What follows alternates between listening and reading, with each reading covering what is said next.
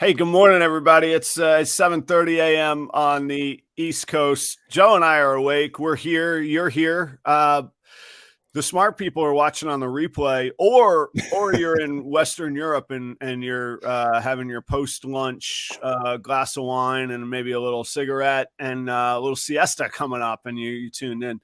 No, I'll joke it aside. Thanks for being here. It's Proper Cup of Joe. That's Joe. That's my non-reptile buddy. That non-reptile. This is the slow conversion of Joe. We're gonna get him a reptile one of these days. No, I can't promise that. I can't promise that. But I'm here. I'm excited to be here. And that was that's a quite an intro. So this is our second episode. I don't know if I mentioned it last week. That's quite an intro, and that's all done by the one and only Adam. Proper Royals. And the countdown was an addition this week, and it really builds and builds, and then it's just a coffee pouring into a mug. I like how the transition from drops off, where it's like bump, bump, bump, bump, bump, bump, and then suddenly you have an urge to pee because you hear that sound, and you're like, "Do I need to tinkle? What's going on here?" Man, I can't believe it. Keith for Creative Genetics. It's 4:30 in California. What are you doing, man? Holy smokes. Yeah, good morning. Morph-minded, maybe. I think you might be new in the audience. Thanks for being here. H&H and new as well. Shannon, what's going on, man? Good morning. Thanks, everybody. Jennifer Frenzel says she needs some deli cups, everybody. I've got these dishwasher safe, reusable, commercial kitchen grade deli cups. You don't have to throw them out. You can reuse them. I'll have them at the Orlando Repticon with me this weekend. I can ship them. They're shippable. It adds to the cost, but if you're going to keep them, mine have lasted over a year now. So, I mean, I wash them, sanitize them, reuse them. They're $1 a piece, $7.50 for a pack of 10. $13 for a pack of 20 and $20 for a pack of 40. So if you need 40 of them, get you down to half price of the individual cup. So here's my first inquiry of the day. Okay, Joe's inquiry. I need a button like dun dun dun. Why deli cups? What's good about having deli cups if you're a reptile person? For whatever reason, the industry standard. So you've seen the tubs that most of our snakes live in. Mm-hmm. I think you've seen that. You've been here at the house to see them. Yeah. The mold. I'll never forget it. It's true. Yeah, probably made actually quite an impression. The injection mold frame holds a 16-ounce deli cup. Like, if you order Chinese takeout, your small wonton soup size, your 16-ounce wonton soup, what that comes in fits right in the tub. It's pre-molded in there. Okay. Now you could just pour the water in there, which some people do.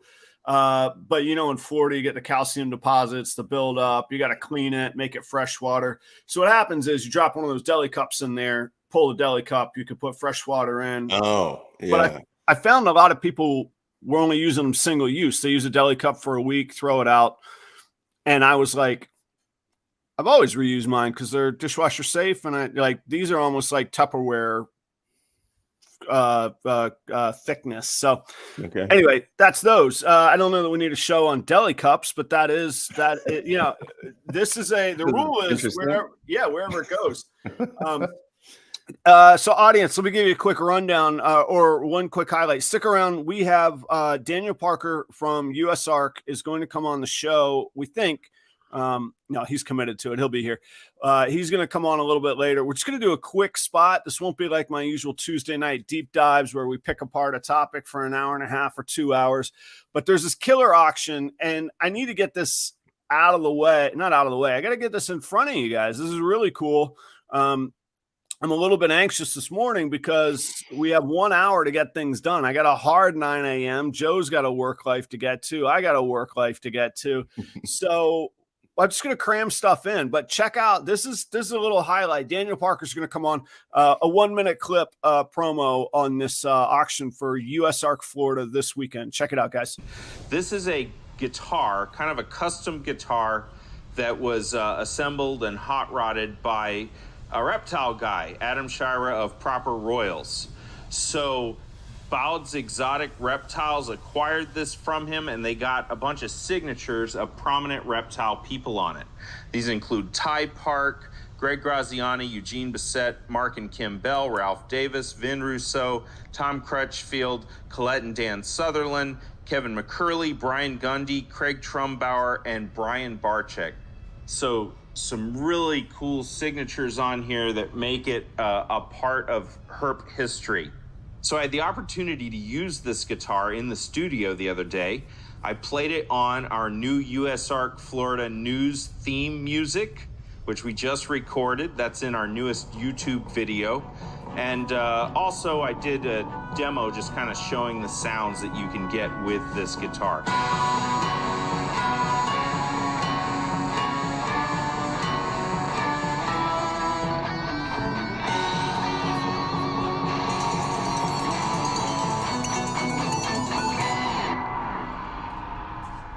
But it is a really cool. All right, so that's Daniel Parker. That's the guitar. Jeremy Bod made all that happen, and I want to be clear. Jeremy Bod compensated me for that guitar. He donated it, so like I'm proud of it, and I'm stoked that it's still like out there doing good things. But Jeremy's the magic on this piece. Let's not get anything mixed up here. I just want to make that clear. So and Jeremy's here this morning, right? Yeah, he said he's been working since 5 a.m. for some reason. Like you can work different times of the day. As I understand it, I found, but hey, it works for him. How late were you up last night, Joe?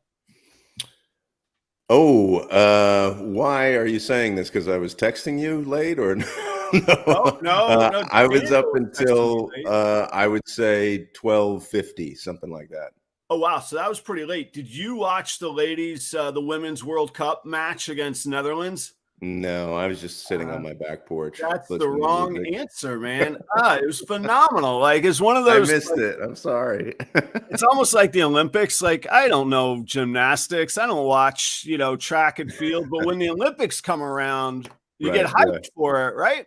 Yeah. And, man, Netherlands was the final, I think 4 years ago. They're in the same group. It's a crime against soccer. They shouldn't be in the same group play. They shouldn't have faced each other until the knockout rounds.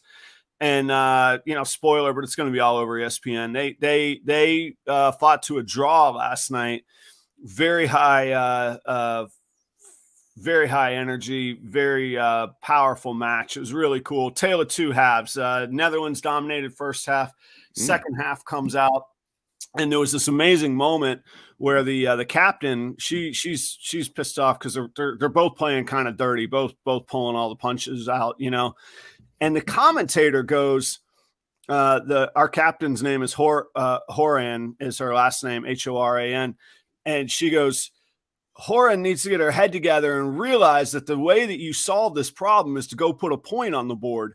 And Joe, 4 seconds later, boom, header off the corner. It was great. It was amazing. So, guys, don't sleep on these ladies. Hey, we got Daniel. I left it open ended on when Daniel was going to come. I told you the show would be kind of loosey goosey today. So let's do it. I'm excited to have him.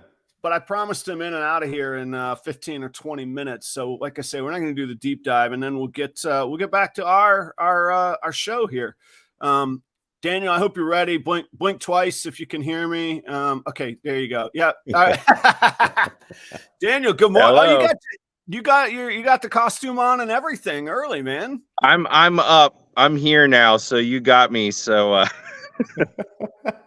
Thank you so much for being here. Speaking of texting late, we sealed this deal like 9 hours ago that you were going to be on. So thank you so much. I appreciate you coming in. I know you're busy, man. no problem. I'm happy to be here. Only for you.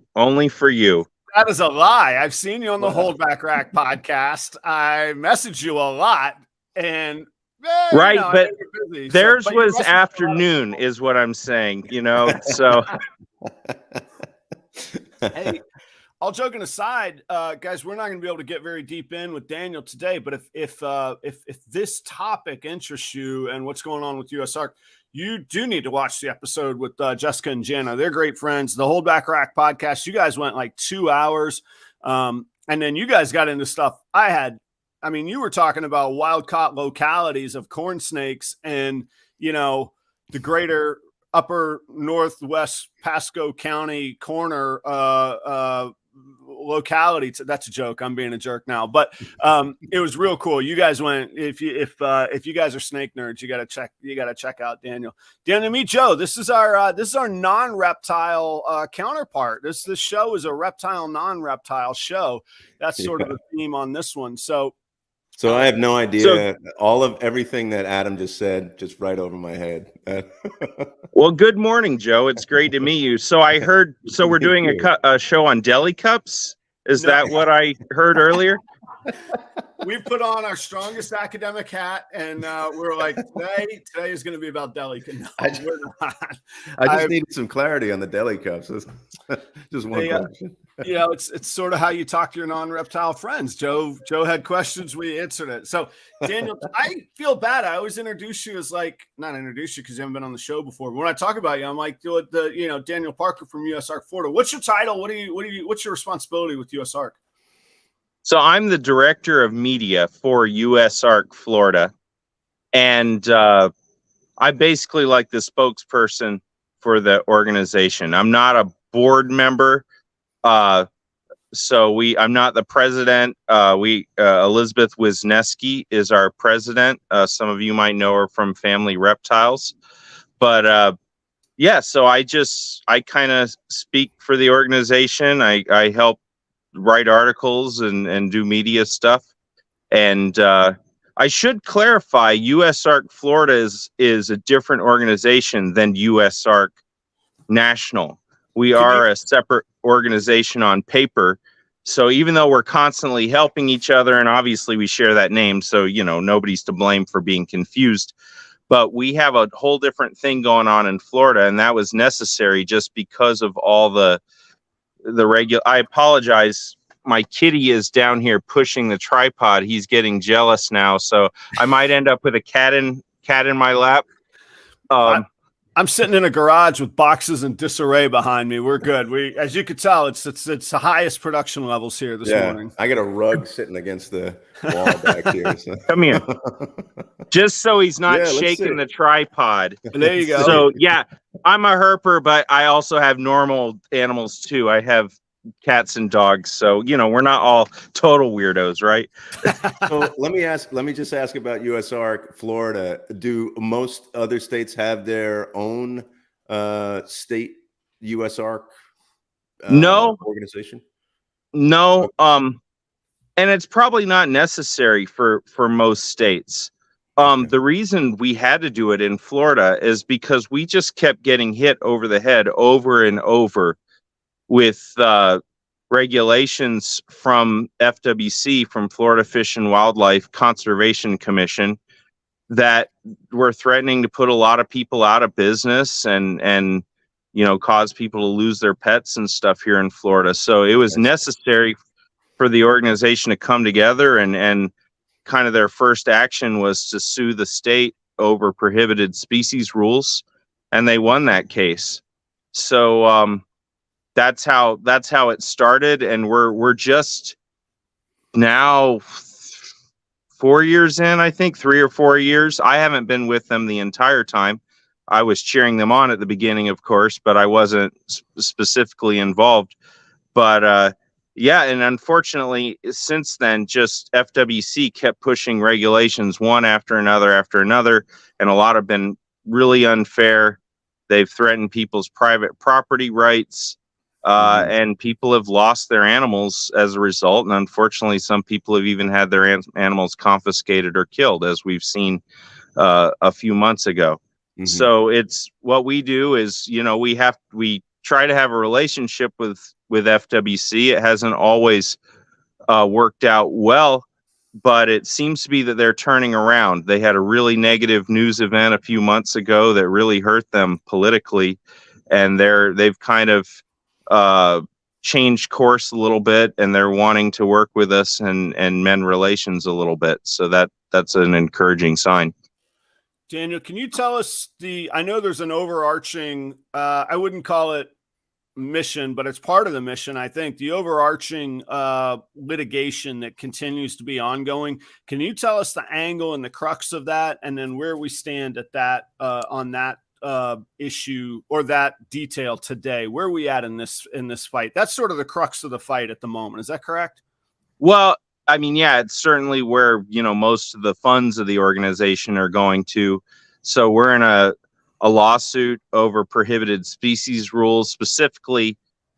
I guess it could be considered the second or third round, but it was the second time the commission passed them. And that was when they banned tegus and iguanas. They took those from being totally unregulated animals, so commonplace pets, to almost completely illegal, with nothing in between. And so that was a big deal. That's what we're in a lawsuit now. And the other thing they did with that is they made species that were already heavily regulated, which were called conditional species.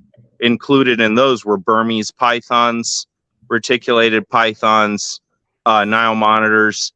And they took those from conditional, where people were allowed to work with them, but they still had to have a special license. They had to have inspection. They were strict caging requirements and microchipping requirements, so they could track the animals. And they could still continue to work with those animals and also sell them to other licensed people or sell them out of state. So none of those animals were being sold as like pets within Florida. But then they took those from conditional to prohibited also. So even though they had promised us 2 years earlier that they weren't going to do that when they prohibited anacondas. So they did a lot of things they said they weren't going to do. And, of course, everybody always jumps to whenever there's a new rule. This is a slippery slope. This is going to set a precedent for you continuing to take away our freedoms. And government will always say, no, this is just this one issue. And a lot of times it does. And what we saw in that, we had an FWC staff person on the anaconda issue say, no, we just want to make it clear to everyone, we're not going after common species in trade. This is just for the anaconda. And the specific words he used were the juice wouldn't be worth the squeeze to go after species that were in trade, like the conditional species like Burmese pythons. And then 2 years later, they went ahead and did it exactly like they promised that they wouldn't do. So that's one of the reasons we had to file a lawsuit against them. And, this has led to people's animals we also said this would lead to people's animals being confiscated or killed. They promised that wouldn't happen. And then we saw them start to confiscate and kill animals. And it was caught on film in graphic detail a few months ago. And so the world got to see that, even though we knew that it was happening before that. When it's all been filmed, it's a lot more blatant. The media pick up on that. It sounds horrible to say that ended up being a victory for us, but it felt like the tide really turned when people realized, hey, what if that was my dog? What if that was my other pet? What if that was something that I loved? I think it felt like that was the turning point. Is that where they realized they had just gone too far? And I know you can't speak for them, and maybe there's some legalities to it, but is that sort of the perception? I think so. And that media effort didn't happen accidentally. I mean, that's true. We coordinated with Chris Coffey and Bill McAdam and made that story public and kind of took it worldwide. And FWC wasn't really happy about that, but the world had to see this. They had to see, because we'd been saying that this kind of thing was happening. And even if you have an incident report or something saying that it happened, and you have some keeper saying that it happened, it's still, how many people can you get to read a police report or just take the word of a keeper? So it had to be documented on film in a graphic way like that, unfortunately, to put on display for people to see. So that definitely had an effect. And not only that, FWC's response to that, which was totally pathetic. They didn't comment on it for like a week. And then when they did, they lied about it. And they started deleting comments on social media. So it just made people angrier and angrier. And that did lead to, people within FWC looking bad, and it was on full display. So from what we've been told, the governor's office got involved and pushed for a change, because the governor appoints the FWC commissioners. Right. None of these are elected officials.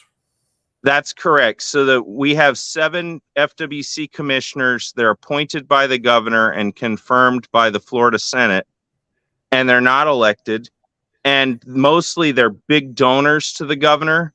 So they're almost all huge donors. One of them flies the governor around in his private plane for campaign events all over the country and stuff. 2 of them were on the governor's inaugural committee. And mostly, I think 5 of the 7 right now are involved in development. They're big developers. So, that's who's on the Conservation Commission in Florida, is land developers who bulldoze land. Standpoint, that's incredible. I wanted to highlight, you said it was no accident that was a media success. You're exactly right. That's the snapshot of what USARK Florida is doing for us.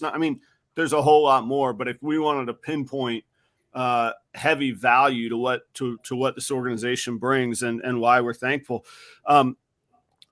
As you wrap up that thought, tell us about this auction this weekend, which is obviously super cool in my opinion, from a personal tie, but also from the value of just what you're talking about that the organization brings to our whole community.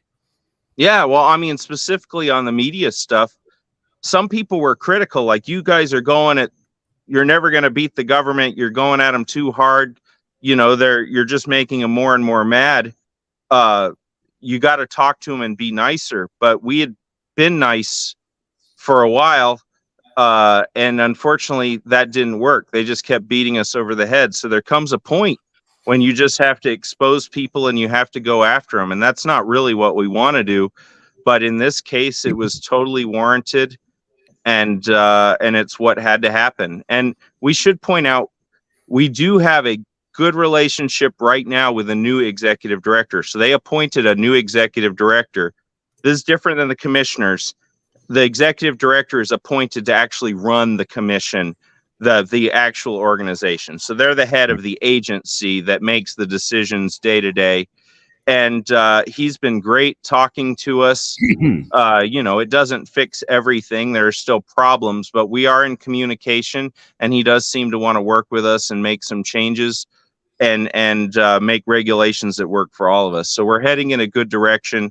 So yeah, that's a little bit about what we do. We're in the lawsuit. We're, of course, media efforts. We have LICIAC now, which is a national, that's in Congress. But our representative, Anna Paulina Luna, she's from Pinellas County area. She's a Republican. She's just filed a companion bill to Rubio's LICIAC amendments bill in Congress. And that bill is being supported by FWC, we see in her disclosures. So we know that they're also pushing for federal legislation at a national level that's going to hurt us. So we're very involved, and we're coordinating with USARK National and Phil Goss, the president of USARK National, to address that. So we've always got a lot going on trying to protect keepers and protect your animals. But we do have a fundraiser coming up, and the only way that we can make this happen is by funding the organization, and it takes all the people out there who keep reptiles. And, you'd be amazed. A lot of people thought that we must be hauling in the money with all that happened in the past few months. Like some people even said, "Oh, this is only for fundraising. You're doing this to raise money." You would be surprised at how little money actually comes in, even with an event like what happened a few months ago. The same people keep donating, the same people are involved, so it's kind of a steady trickle. But events like this are how we fund it. So we've got a fundraiser. This is an online auction, and it's going to be live animals. It's a bsrauctions.com. And this is the first one like this we've done. So we're still kind of learning but we had people all across the country that wanted to help. And this was a way that they could do that. We have auctions at reptile shows too. We'll have an auction coming up at Daytona at the National Reptile Breeders Expo in a few weeks. But this is something online, so anybody across the country can help and support, and there should be some really cool animals in there. So you just have to go to bsrauctions.com, and that'll be this weekend, the 29th and 30th, and you place bids. It's an online auction site. It's very professional, very well run. The animals are guaranteed healthy, and their size and genetics and everything. So you're going to get some quality animals. They do this every week. They're just doing this one for us. So they're donating a weekend for USARK Florida. And we'll also have that guitar, which belonged to Adam. And I've had it with me for a little bit, and I played it on, you played the recording. I had it out just yesterday, I guess I told you, and I played it really loudly through all of my speaker cabinets at once. The whole house was shaking, but my wife kind of scolded me because I started to rub Ty Park's signature on the, it's right where you put your hands. So it's right on the armrest. Yeah. You're going to on your forearm there. Yeah. So anyways, it's back in its case. I'm not going to rub it off anymore, I promise. But it's a really cool guitar, Adam. We've done some similar things with guitar. So that was like, I feel like I found a kindred spirit here, a Herper guitar player who also does all these cool mods on guitars. Well, yeah, when you picked it up, and then I saw you playing, I was like, man, this guy's a serious player. I actually am really, I don't know about that, but well, I mean, you are. So, Eugene had told me that you bought it and that you played some, and me playing some is strumming some Springsteen chords and being a bit of a front man. You're you could do the front man and the lead man and all of that, but it was really cool to see you playing it. And then, when we got talking about it, I never know if when I start going, flame maple neck, ebony fretboard, stainless steel frets, people's eyes roll back in their head and you're like, oh, wow, that's really good stuff. I'm into parts casters too. I was like, oh, my man, he's going to know what this is. And then I never mentioned the ebony fretboard though. You just I did say it had a maple neck, but I didn't even mention that. So I should have at some point. Well, and maybe it's okay because I actually truly believe that guitars should never be trophies. They should be tools that are played. But if one was going to be a trophy to get passed along, maybe a player doesn't buy the guitar. What a cool thing. This could be one of those viral auctions that gets redonated or passed along. And we've seen that in our industry too. So, pretty cool that way. I think we're going to hit our 20-minute promise here in just a second. Joe, you're taking all this in. You're the man on the street in Florida. What are you making of all this? What's what questions are percolating up in your mind here? Well, I had a few questions. Number one, where does a lot of the funds come from for USARK? Is it from things like this, doing things like this? Yeah, it comes from things like this. We've never done an online auction like this, but we do have them at reptile shows. So that's certainly one of the ways. So it kind of comes in chunks like that. But we have some very good people out there who continue to donate, and we have memberships. So I encourage everybody, please go to our website, USARKFL.org or .net will get you there. They both redirect. But, join. We have a paid membership. We also have a free membership right now just to keep people informed. If you want to sign up and don't want to donate, though we may end that soon. But, you know, that's partly how we fund it. And then we have some very generous people out there, some of the big companies and stuff, the reptile products companies and stuff that give donations, and that's great. And we thank all of those folks. So it's a team effort from the whole reptile industry and community. And without all of you, it just wouldn't be possible. I'm seeing a question. Will the auction be live streamed or promoted at NARBC Schaumburg show this weekend? No, not that I believe. So it's the way it works. It's just a website. You go to it. We may do some kind of live stream or something. I had hoped to be in Schaumburg this weekend. It looks like that's not going to happen, unfortunately. But yeah. So you just have to go to the website. We might do a live, like an Instagram live or something from our USARK Florida pages. But that's another thing. Please, everybody, follow us on all the social media. And I should say again, we're different than USARK National. So we're great. We're friends. You know, we work together all the time. But definitely follow USARK Florida on all the things: Instagram, Facebook, TikTok, even now YouTube. And we're really starting to put out more YouTube videos now to keep you informed on everything going on. So yeah, definitely check us out at all those places. I really like the approach, Daniel, too, to hear that that it's not just about being adversarial. It is about building a relationship with the regulating bodies, which is and the approach that you take is that's what we want. We want good relationships. We don't want to have to do the things that we need to do sometimes. We want to build those relationships. So that's a great approach. And I do have one simple question just before you leave, Daniel. And it's going to show my ignorance of things. You've mentioned the word herp a few times, or herper. So what is herp?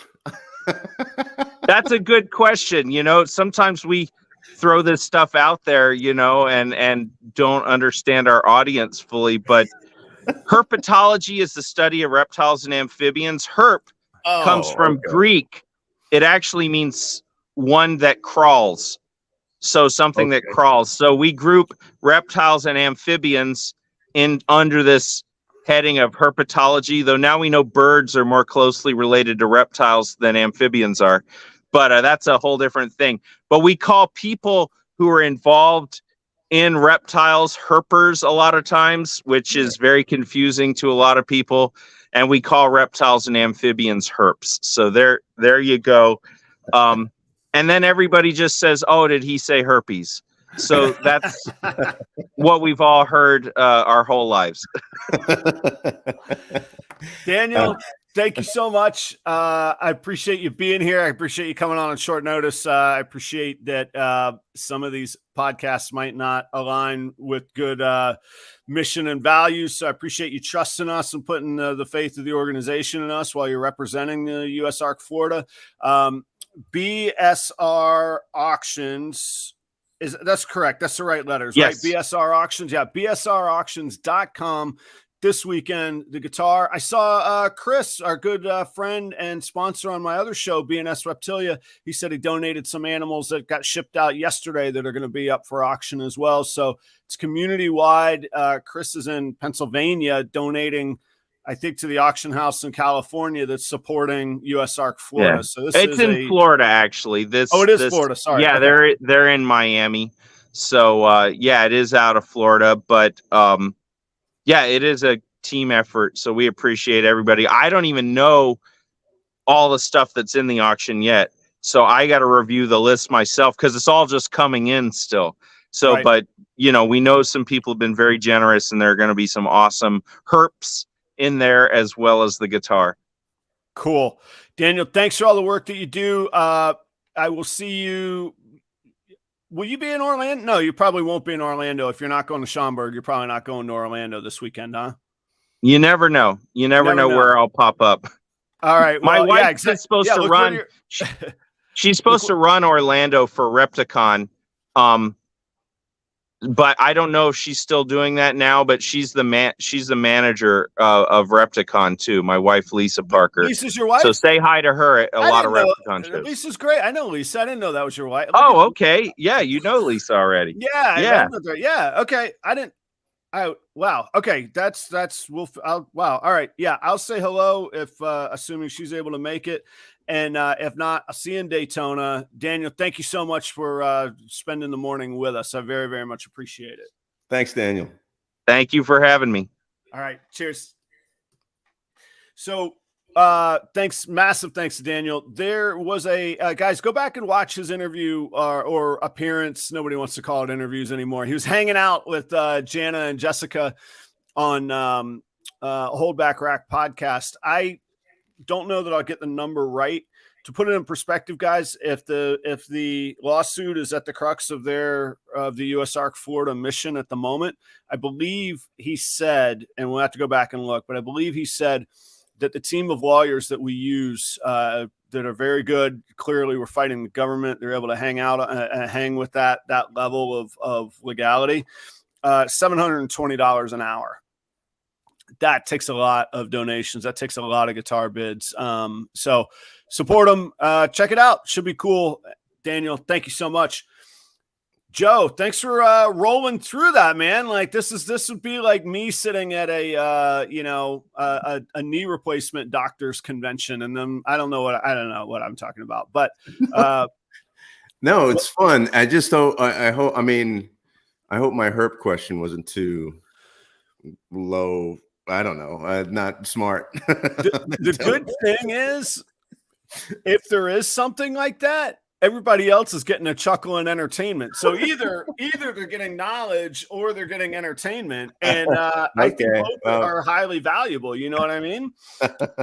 I value entertainment over knowledge too. So right, yeah, that's the kind of stuff that we like. That's all right.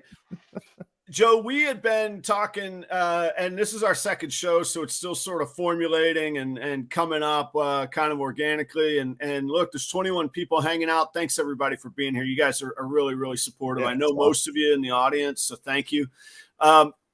We wanted to incorporate each week kind of a Joe's inquiry, like what is burning on Joe's mind, and we have. Hand to God, we have not show prepped this. I have no idea what's coming my way this morning. But Joe, it's your time. What is your inquiry this week, man? Yeah, so I have two stepkids, and they both have significant others. So Raleigh is my. I had this on my notes. Fantastic. Go on.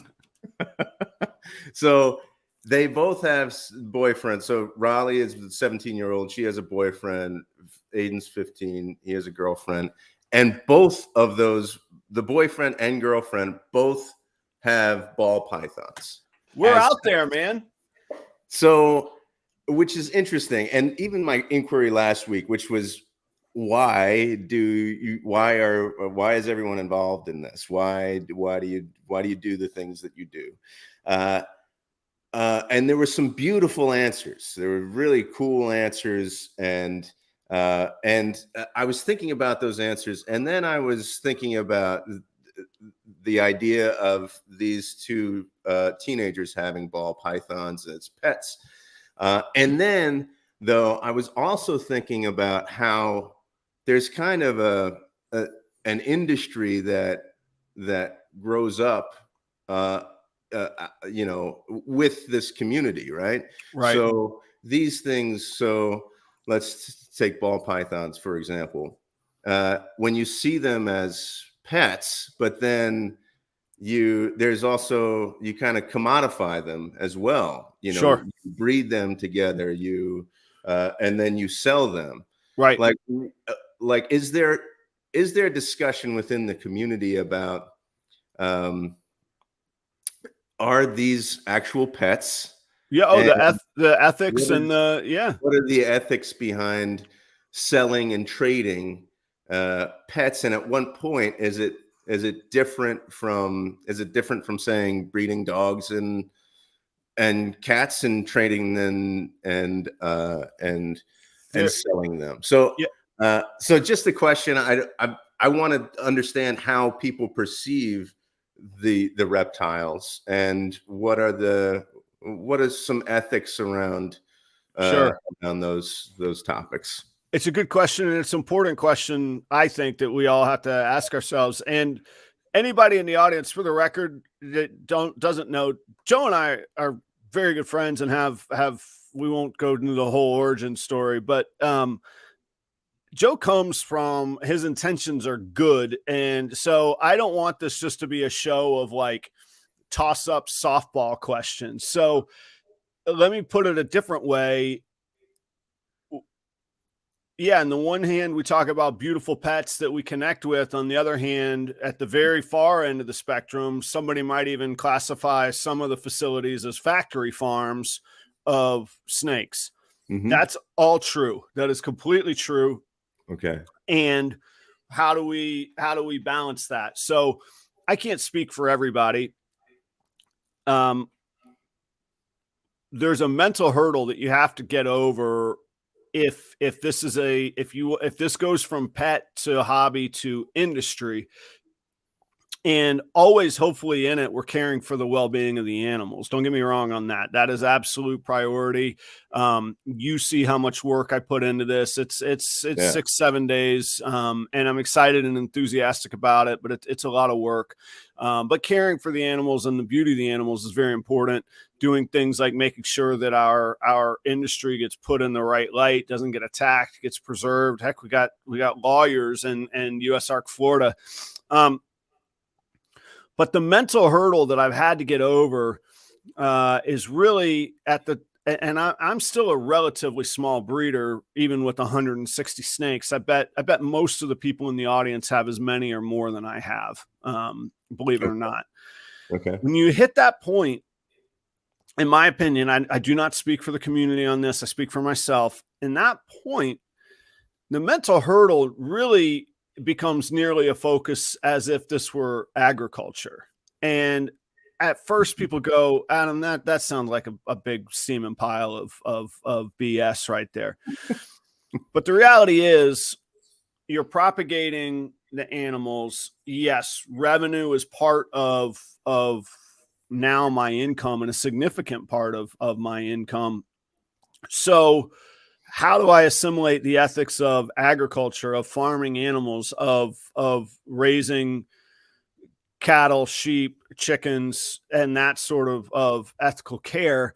And the fact is, it's got to come down to our own individual actions and our own individual care. I could tell you I interact with all of my animals every day. I check and clean their tubs every day. I still think it's important that they get some interaction, and that there's a lot of arguments of whether their brains need to be stimulated or don't, and sort of what level of, I think the word is sentience that they have. I'm not going to go down that. I can't claim to read a ball python's brain, and I'm not going to go down that.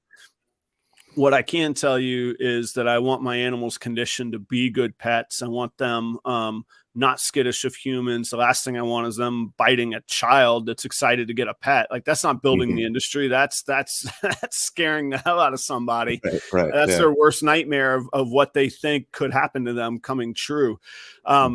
So I think much in the same way that I don't want to be Purdue chicken, although I probably have eaten my weight in Purdue chickens in my life. I would much rather be the small farm mentality that does have a chance to interact and care for the animals and preps them for care and interaction with who they get purchased by. Maybe all that semantic gymnastics, maybe it all stinks and smells like, Adam, you're just money hungry. But it's a business. There's a demand for it. And you're right. I think you use the term commodified or commoditized. It is a commodity, and there's a value to them. And look, there's the downfalls that come with that too. When you start producing animals in large scale, some of them don't make it. There are health and disease concerns. There's veterinary bills. There's medical expenses and care. It's expensive equipment. I just did my books. I spend nearly $1,000 a month caring for and feeding these animals. That is a large undertaking, and it requires significant cash flow to get going that way. So does that help, or you steer me which way you want to go on this? Yeah. It makes me just think about the word pet. And I want to reiterate too what Adam said for those who are listening. It all comes from just a place of trying to understand, think about these things. It's not. I'm not trying to stir the pot here at all. It's something that I've been thinking about because of the connection that I have with my stepkids and their significant others. So, it's not an uncommon concern. And honestly, if we can't answer that question square in the eyes of a bystander, our perception of our industry is never going to improve. So, I mean, I think it's a fair exercise for sure. And your answer really, what you started at the beginning to say is that there's a spectrum within the community of the way folks understand this. There's not like a monolithic understanding of these reptiles are pets, or these reptiles are items or things to be bought and sold and traded. Right. There's not. I will say almost all of them trickle down to the pet level at some point. Okay. So even as useful breeders, either the combinations and genetic goals that we have as individual breeders and as an industry will eclipse what one particular animal can provide at some point. And those trickle down to pet levels. Stereotypically, the breeder males, you can buy an adult breeder male at a reptile show, really striking looking snakes for pennies on the dollar compared to some of the hatchlings or compared to some of the females. Okay. The fact is, from a breeder mathematical standpoint, they're not, from a commodity standpoint, they're not as useful or in high demand as some alternatives would be. So those will trickle down to, like I say, to a pet standard where, if there's a parent and a kid that, and what happens is the adults tend to be calmer and better natured in general. Okay. So they make great pets too. So like you can really make a kid's day or really build a customer relationship if you got the male price so low, like $50-$100 because it's going to cost you more than that over time to keep it. You can almost give it away and build an amazing relationship with somebody who's ready to have the animal and prepared to have the animal.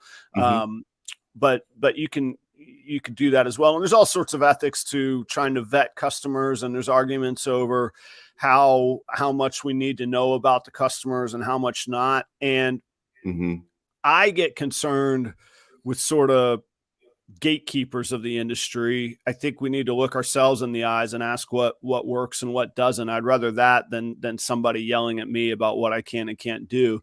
Right. I know my intentions. I know how I care for my animals. The flip side, though, is there's horrible vendors, and I don't know the legalities of saying the specific names, but I promise you every person in this audience knows about a vendor in North Carolina that, frankly, nobody wants to do any business with. The legalities of excluding that vendor from shows, I think, complicates things and discrimination laws. But people will boycott shows that vendor vends at. If, God forbid, you're set up next to that vendor, they'll quit the show because of truly disease and infestation concerns. But also, I'm not going to vend next to that dude. I don't want him in the industry, kind of thing. So the ethics are growing kind of organically, so there are, it's more about, who are we going to accept and who are we going to do business with, or who are we going to be next to? That happens more organically than kind of a regulatory. This is how you're supposed to be as a reptile owner, breeder. For all the regulations in Florida, most states, there's next to no regulation. Like Pennsylvania, you can buy a cobra. Yeah. you don't need a license. Like, what? You should. I think, and now there are other people further along the freedom spectrum than I am that think, hey, that's right. No, nobody's business if I have a Cobra actually, or not. some of these comments are terrific, by the way. Hi, Viz. Same as last week. Great comments. And even earlier, I think there was a comment. Someone said, "Oh, FWC should take a tip from PA Fish and Wildlife." Yeah, that was Phil that had said that. Yeah. So, the self-regulation, and I think by and large it works, and I think we could self-police our community quite well. What's up, Justin? Good morning. Another West Coast early bird, man. But there's those things, and I will say for all of the faults of FWC here in Florida, if FWC had a presence in North Carolina like it does in Florida, that guy would be out of business. And I am convinced of that, or he would be underground or fleeing to another state.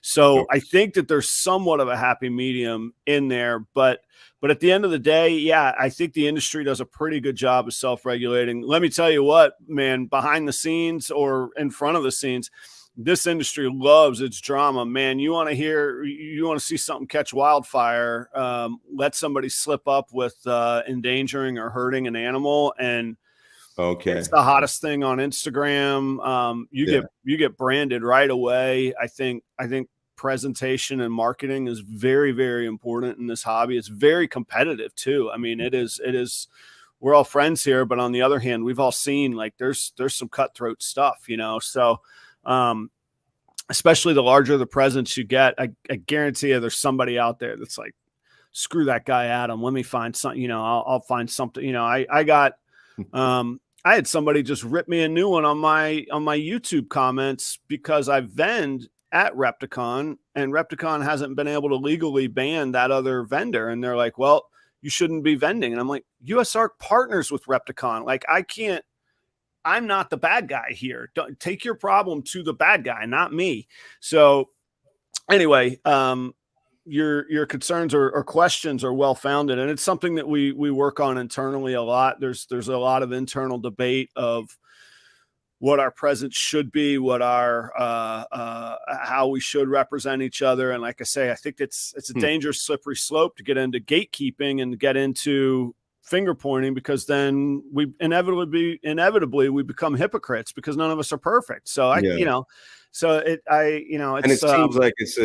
seems like it's an evolving topic of discussion, evolving in the community. How do we deal with this question? And obviously it's a question that that it seems like people in this community that are watching, that are commenting, they don't take it lightly. They don't take this issue lightly. So it's good to see that there's really some deep thought about it. And really, I mean, if that's going on, then eventually I think the ethics work themselves out through self-regulation and things like that.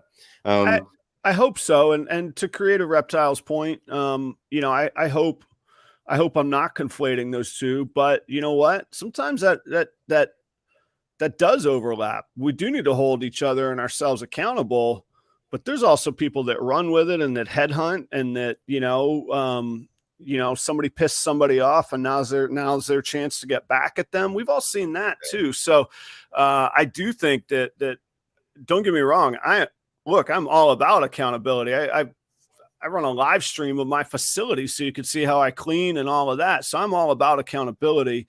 I just don't know that I'm all about policing, and it gets exhausting when we police each other sometimes, because there's no standard. It's all over the place. It's almost, it goes into bullyism really fast, like we like the idea of communities policing each other, but then who's going to be the police? Is it Hell's Angels or is it the Klan? Like, there's good and bad community policing. Those are examples. No, I'm not accusing you. I am not conflating that with, I'm saying, watch out, Adam. I know I'm saying it's an extreme example, but I'm saying those are the pitfalls of it. And I am totally down with accountability, because if not, we become known as these, blustery, Yeah, and I think it highlights the importance of organizations like USARK, that are not, that are checking the actual regulating bodies, but also trying to build a good relationship that, where people understand and know what this community wants to be doing. Yeah, and USARK's in a tough spot because there are people that say you should never speak to FWC. It's either they're abolished or we fight them, and that's it. 0 to 100, nothing in between. And I don't speak for the community. I tend to fall with Daniel, that I think we do have to, unfortunately, they're not going anywhere. We have to have a relationship with them. Secondly, Daniel and the lawyers know how to fight them. If I needed to feed them, I would be your guy. I'm the restaurant guy. I can handle that. Daniel, the communication and the legal people are the ones that know how to fight these fights. I don't know anything about legal strategy and courtroom, experience. And so I want to support the experts. That's my view. There's very good friends that I have that say, if you're an owner and you don't show up at these meetings, you should be out of the hobby. Well, I can't pick up and go to Miami for 3 days at a time. There are people that can, I can't. So there's a lot of internal debate. You're onto something there. And Creative Reptiles, thank you. I am always totally down with well-intentioned comments, even if they don't agree with me, and commentary. Thanks for hearing me out. And again, I'm not conflating our industry with some of the evils that are out there. I'm just using it as an example that I just wish it was different, but I don't have a better answer other than to follow the guidance of USARK at the moment in USARK Florida. Gotcha. I think, it's a question that probably I'll continue to ask and get different. And I love that there's engagement on this question as well, or through the comments. And I want to hear more, like even in the comments when this is posted, I'd love to hear more of the community's take on these inquiries that I have. This is really like the core of why I wanted to do this show. First, I just wanted to hang out with Joe in the morning when I'm waking up, but I think it's a good exercise to make sure that even if we have to have our own answers, that we have these answers, because again, we got to normalize. For our industry to succeed and survive, we have to normalize having reptiles, and we have to bring up also, this is interesting. And I know that we're coming up on a hard time crunch here. There's interested unintended consequences. I'll give you an example. When Florida outlawed iguanas, this is happening right now. Florida outlawed iguanas as pets. The problem is the ethics of, or the slippery slope of argument. Iguanas have established themselves in the wild now in South Florida. They're not going away. They've been tagged with the invasive species, which is another philosophical debate, but for lack of let's avoid that debate for right now. And let's say that iguanas didn't start there. They're there now, and it likely came from the pet trade. That's bad. That's not what I want us tagged with. I can't say that it came from that with certainty. They could have jumped on boats. They are waterborne animals. They can swim, but let's just take that's possible. So they outlawed iguanas as pets in Florida. What's happened when they did that is that the population of the wild iguanas has massively exploded now, to the point they can't keep up with them, because the pet trade was, you were allowed to go and harvest the iguanas. And the easiest time to harvest iguanas is when they're about to hatch out of an egg. You pick up an egg and you take the whole nest of it, and those never get into the wild. And then they fund the pet trade.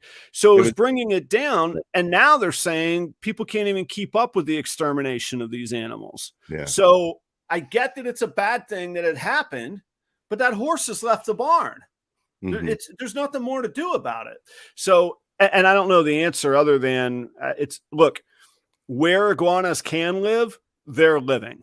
They're not going to get any better. We're not going to erase this. So, and where they can't live, they're going to die. If somebody releases an iguana in Tallahassee, they're not going to live the winter. The iguana is going to die, or Minnesota or anywhere else. So it starts to beg the question of, wait a minute, which way do we go in this fork in the road? Are we just are we dying on a philosophical hill here, or are we living in a practical world? Yeah. I think as well with this question and these shows each week, I might be stepping into things that I don't realize I'm stepping into. So we have opinions. Please, yeah, for sure. Please forgive me. I don't know. And just like just like any political situation, sometimes you don't know what you're stepping into when you ask a question. You don't know what you're going to get. So it just comes from a place of trying to understand, and I'm not trying to judge anybody, or I'm just curious. I'm a curious, inquisitive guy. That's all. That's what we want. And I bet all of us would pledge our protection of you were you to stroll into any reptile show. You would be highly welcomed. And what you guys don't know is that while I drink coffee with Joe, I drink far more beer and wine with Joe. Like, we have gallons of coffee to consume before we ever come close to that. So Joe's good for a hangout. Hey, what are you doing this weekend? What are you doing non-reptile or reptile related? Anything cool this weekend? I'm having a friend to the house overnight on Saturday. I haven't seen him since, well, I went to his wedding, but we haven't really hung out since we were in college together. So, oh, wow, that's cool. Down from Pennsylvania or New York? No, he moved to Florida recently, but I'm outside of Tampa, so he's from your neck of the woods. Actually, that's where he lives. So he's coming this way with his family. But it's funny because I haven't really hung out in, like, I don't know, 23 years or whatever. Oh, you might not like each other anymore. Yeah, I'm wondering, like, really, I don't know.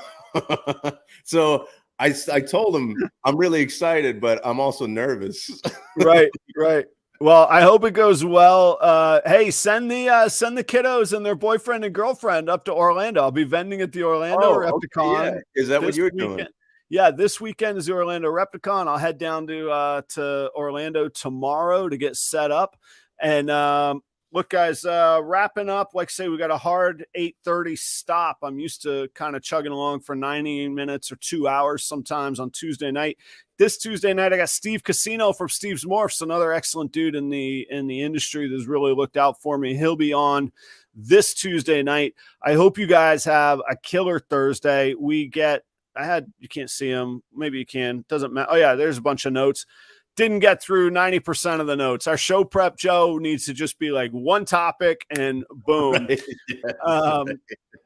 Oh, yeah, Jennifer has dubbed Joe the babe in the woods. Now we're getting some honest names, because I think we still need to figure out, like, Joe can't just be Joe. And, like, look at his title. Like, he needs, like, something like Florida Man Joe, Proper Cup of Joe, Joe Babe in the Woods. Oh, Joe Babe. That's pretty. All right. We need to workshop this week. Guys, I'll see you. Jennifer Frenzel, I think you said earlier you needed to get in touch with me on some deli cups. I'll be slinging deli cups and animals at Repticon this weekend. Thanks, everybody. We will see you soon. Joe, take us home. You get the last word, and then I'm going to,